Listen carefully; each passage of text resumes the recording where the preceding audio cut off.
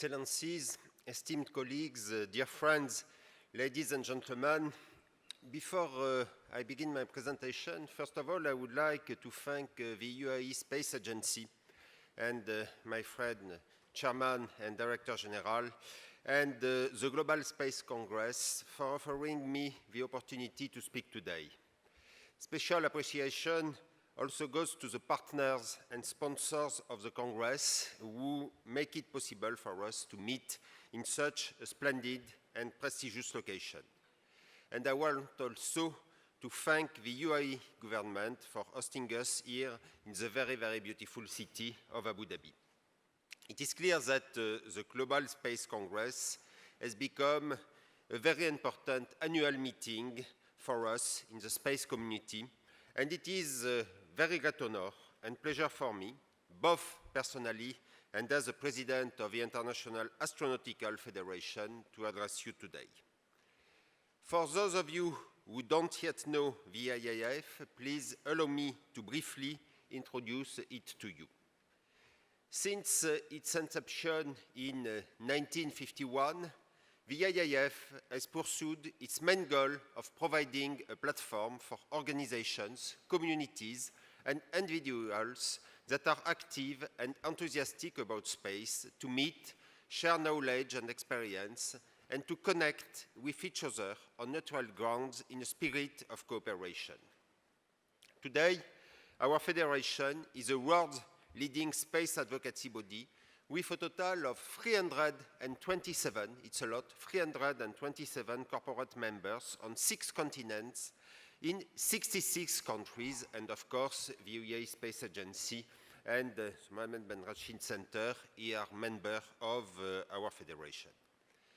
Over the past years, all leading space agencies, together with many space industries, societies, associations, and research institutes all over the world, have joined the IAF network.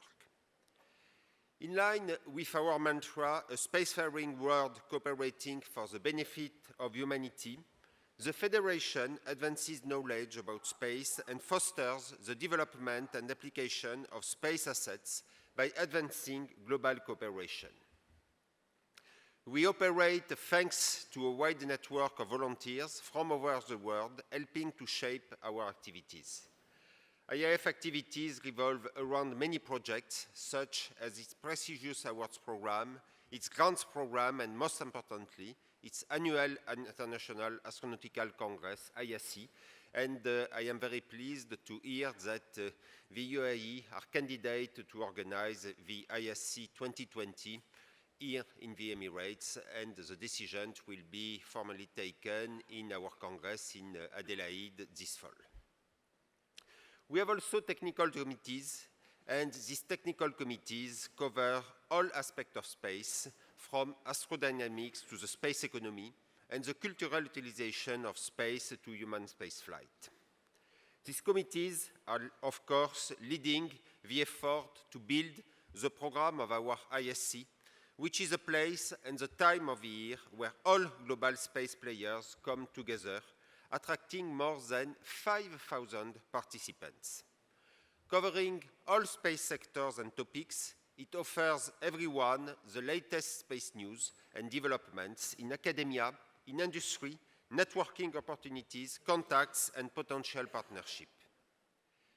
Each year, and this is a point which is very important, the ISC changes country, theme, and local organizer to guarantee that all nations and regions have the opportunity to showcase their space achievements in front of a global space community.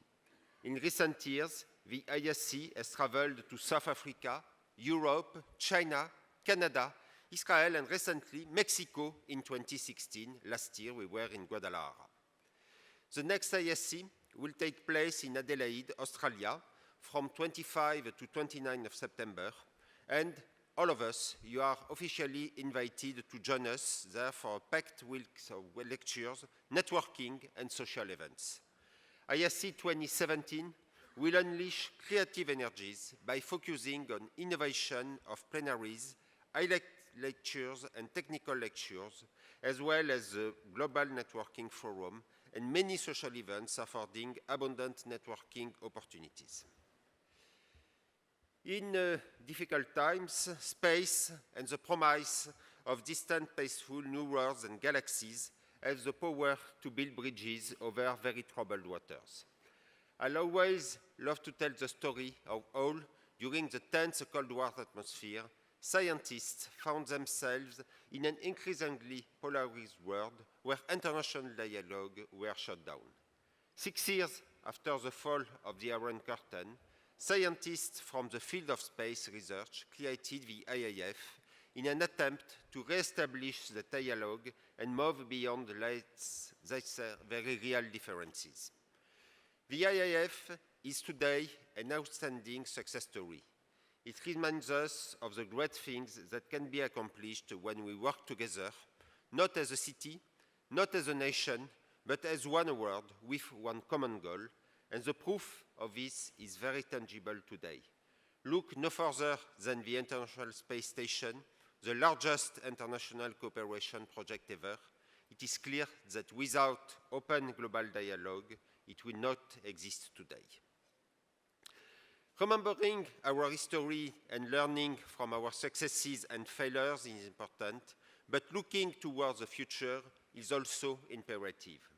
That's why, when I took over the presidency of the IIF last year, I decided to create an IIF Global Innovation Agenda to guarantee the sustainable development of the Federation and to ready it for the global challenges ahead. Now, in implementing this agenda, I am focusing on various concrete priority actions that will enable the Federation to remain the leading global space association and to further extend its reach, influence, and impact on the successful and peaceful development of space for the benefit of humanity. Here today, in particular, I would like to mention our plan to reach out to emerging countries, connect with new communities, and foster the principles of 3G diversity with the Federation and the space sector. Following our motto, connecting all space people, the IIF is ready to help bridge the gap between established and emerging space nations and players, embracing new communities and offering its global network to encourage cooperation and promote international development. Another point of the agenda close to my heart is 3G, diversity for geography, generation, and gender. These are the 3 important pillars for the advancement of the Federation. Geographic diversity and global reach have been traditional features of the IIF since its creation. Attracting the young generation has been a focus of the IIF in recent years, with manifold newly created activities and programs tuned to this target community. And last but not least, gender diversity is an area where much progress still needs to be achieved in the space sector. In this regard, I would like to invite you to join us for our IIF 3G Diversity Lunch today, where our prestigious keynote speakers will be Dr. Sarah Amiri from the Mohammed Ben Rashid Space Center and Professor Pascal Ehrenfreund, Chair of the Executive Board of the German Aerospace Center, DLR. So, I would like to conclude my remarks, and I would like to thank you all for your attention, and I wish you a great day and a very, very productive Congress. And last but not least, I would like to close with a short video showing the highlights of the latest remarkably successful IAC in Guadalajara, Mexico. Thank you very much.